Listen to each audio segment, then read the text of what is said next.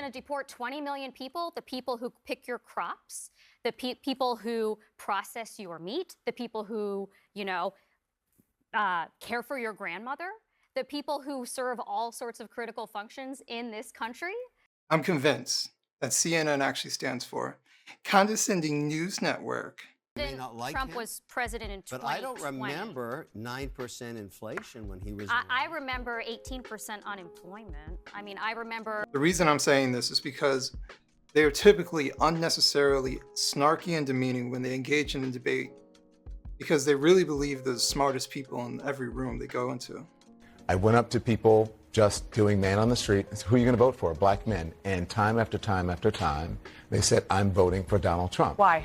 Now, their reasons, why? They said, because most of the time they said, well, for economic reasons, right? Or because he gave me a stimulus check. And I had to correct them over and over and tell them where that stimulus check came from a Democratic Congress and from Nancy Pelosi. Their crap attitudes are a result of catering to the elitist left, carving out an even more dogmatic niche audience than in previous years.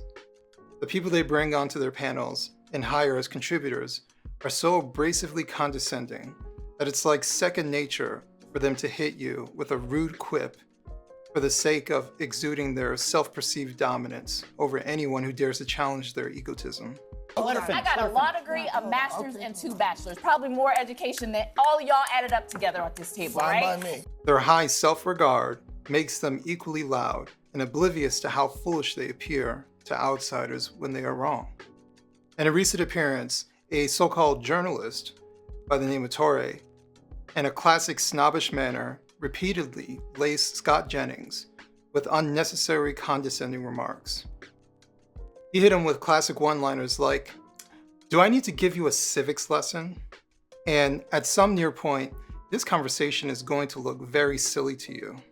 Meanwhile, in typical deranged fashion, Torre is implying that Trump will put someone in charge of the military to do Trump's bidding, when Trump is already in charge of the military as the commander-in-chief. Shredding the Constitution. I'd like to hear more about that. But it seems to me that you all both believe that the unelected part of our government, the bureaucracy, has a responsibility to resist the political leadership. Is that your view? That's not actually That's what not we at all said. We what I said they are Yeah, it is. upholding the Constitution, the principles of the Constitution, and at times How that we is have Trump seen, shredding the Constitution? my God, he's like, should I we mean, go to seriously, He do we doesn't have to believe in give the you a balance of civics power, lesson Scott. that we have? I don't know, We put all power in the executive How is branch. holding the The government- legislative branch, the FBI. Now we're in control of the military. We're Yes. silencing media. Commander-in-chief, This head is of what the you military. do It's a in a great part of dictatorship. Are This you is not. suggesting that the president is not the commander-in-chief of the military? I am suggesting that the president is going to put in charge somebody who is going to contravene the Constitution. And at some near point, this conversation will look very silly for you because it will be obvious. And right now, you're Wait, gaslighting. he's gonna but when we put- get to the actual he's rubber gonna of the put- road of I'm this, sorry. it will be clear. I'm interested in this conversation. He's going to put someone in charge who will contravene the Constitution. Like who? What do you mean by that? The president is in charge of the military, is he not? You said he's going to put someone in charge of the military? The president is in charge of the military. Speaking of unlikable snobs, CNN routinely features Washington Post Catherine Rampell on roundtables to visually demonstrate her contempt for anyone disagreeing with her. My favorite moment out of the ones that I've seen yet so far was when she was sitting next to a successful businessman by the name of Kevin O'Leary, and she's constantly interrupting him, telling him how business really works. Granted, she is a former associate economics professor and likely knows more than I do about economics. However, only a fool would think that they know more about a given topic than a person who lives it day in and day out. It's like thinking that the sports announcer knows more about basketball than an NBA player. I don't really understand why he keeps going back to this well of more and more and more tariffs. Let me explain why. Let's take China. Let's take an example that every American understands, TikTok. Everybody knows TikTok. American people made a decision in Congress to ban it on midnight, Jan 19th. The supreme leader of China said, no, we're going to use your court systems to litigate the American people so that doesn't happen. I can't do that in China. The supreme leader would never let me do that. I can't protect my IP there. Chinese have been screwing my 45 businesses for 35 years. I like the idea of going to war with China with tariffs to change behavior. But it didn't change behavior. All it did was hurt American companies. companies. Weak leadership that doesn't know how to implement. This is the same leadership.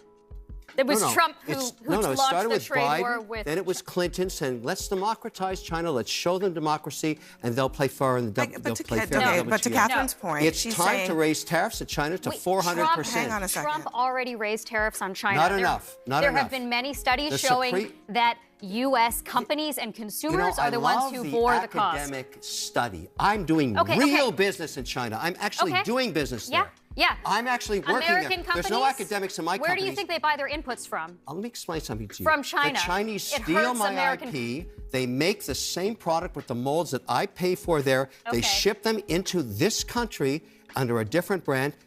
I don't like it anymore, and I've been trying to solve this for 30 years. If you tariff everything from China at There's no 60%, academic in my world. I'm you're going to be doing business paying in more America. for the stuff you buy. You're going to be paying more for the stuff you buy. They knew even in the 1600s that you should not tariff inputs. Kevin. However, the icing on the cake is coming from CNN's anchor, Jake Tapper, who's coming out with a new book focused on the cognitive decline of Joe Biden during his administration, which is ironic because he made it a point during Joe Biden's administration to snide Lara Trump for saying the most obvious thing, that Joe Biden has cognitive decline. Every time he comes on stage or they turn to him, I'm like, Joe, can you get it out? Let's get the words out, Joe. You kind of feel bad for him. How do you think it makes little kids with stutters feel when they see you make a comment like that? First and foremost, I had no idea that Joe Biden ever suffered from a stutter. I think what we see on stage with Joe Biden, Jake, is very clearly a cognitive decline. Okay. That's what I'm referring to. It makes me uncomfortable. You have to watch somebody on stage that's so amazing. It's so amazing to me that try and figure out an answer. A cognitive decline. Well, when you're trying to tell me that what I was suggesting was I think that you were mocking his stutter. Yeah, I think you were mocking his stutter, and I think you have absolutely no standing to diagnose somebody's cognitive decline.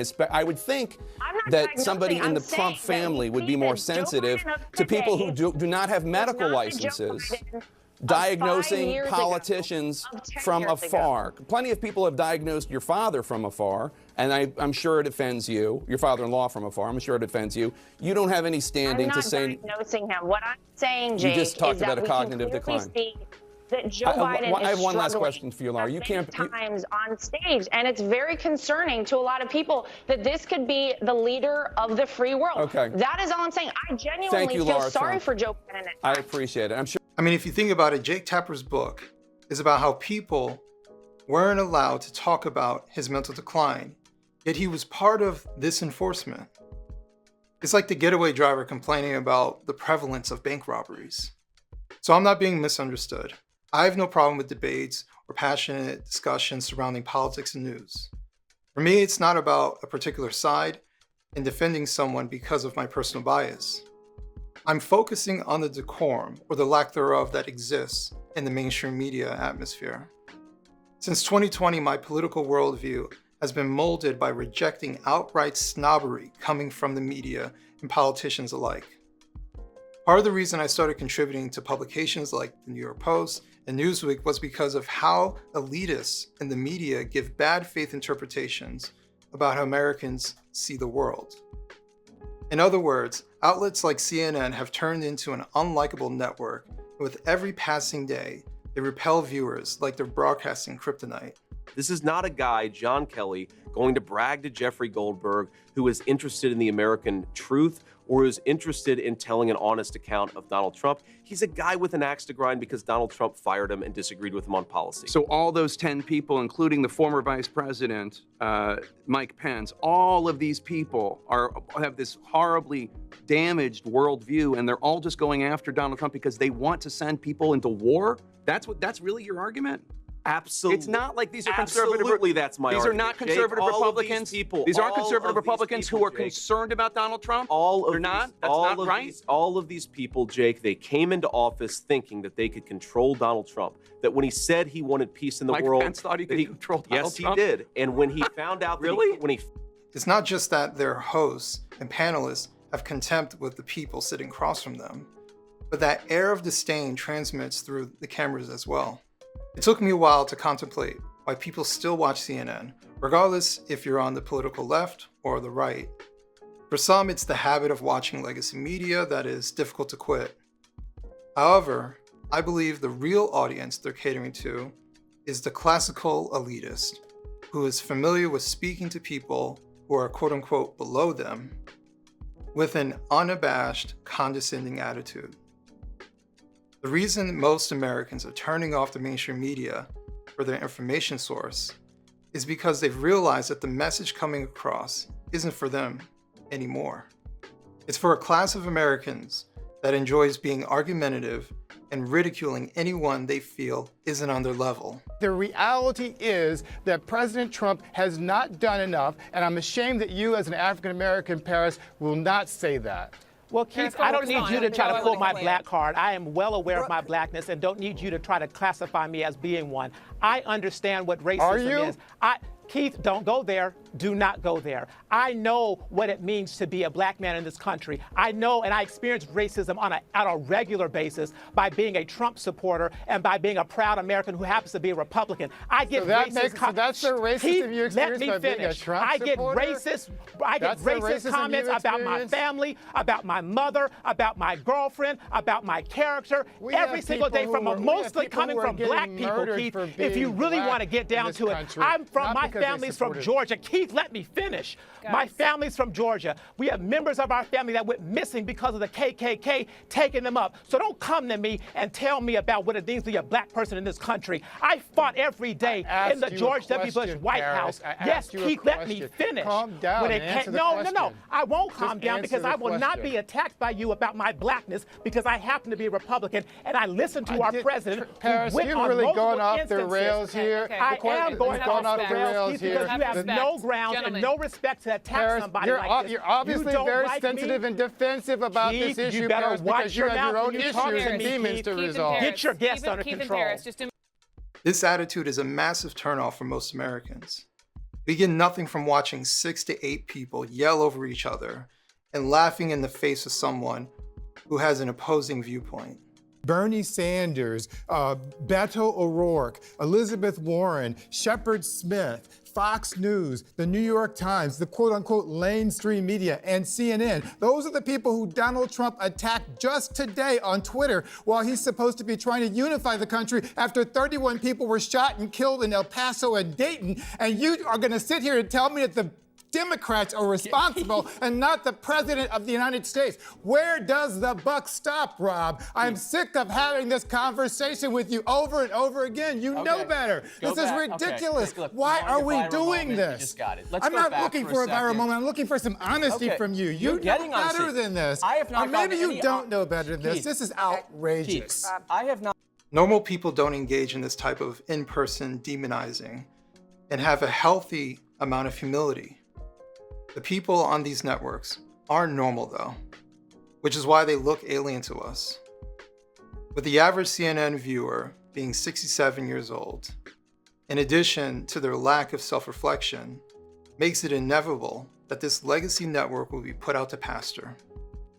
Don't worry guys, they'll blame us for their downfall, because accountability isn't the media's forte after all. If you like this video and want to support my work, you can become a subscriber on my Substack at adambcoleman.substack.com. You can also check out the products of XXXY Athletics, just like the shirt I'm wearing, by going to xx-xyathletics.com/Adam. Thank you, and God bless.